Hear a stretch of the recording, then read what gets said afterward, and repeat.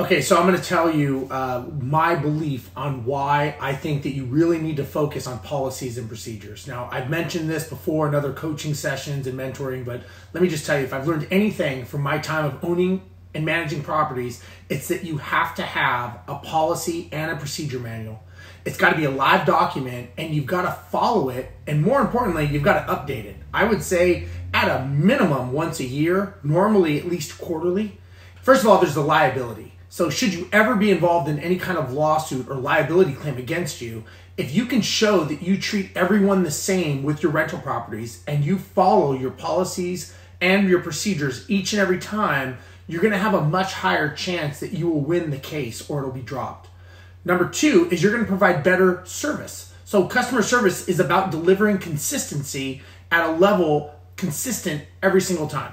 Now, if you have a policy and procedure manual, you will be able to deliver that consistency. And more importantly, as you're creating a business, it's not going to be you. So whoever you hire to do this will use this manual to actually create the consistency that you want to have. And I would say the last thing is it's going to help you with stress. It'll stop you from making emotional decisions when you're caught up in the moment. Now, ultimately, you're going to make bad decisions when you're in a stressful environment, and they're not going to be consistent. Now, many people confuse the difference between a policy and a procedure, and they're used so interchangeably in business that most people get fooled into thinking sometimes they're the same thing.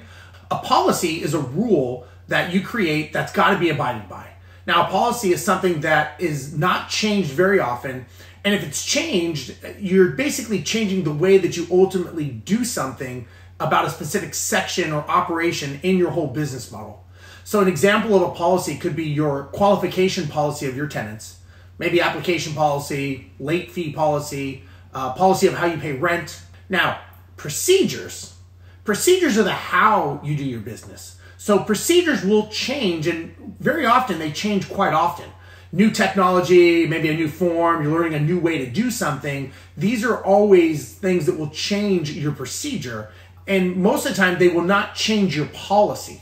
So remember that. And so you want to make sure that you know the procedure of how you do something. For example, bookkeeping of charges and late fees on the 4th of the month is a procedure.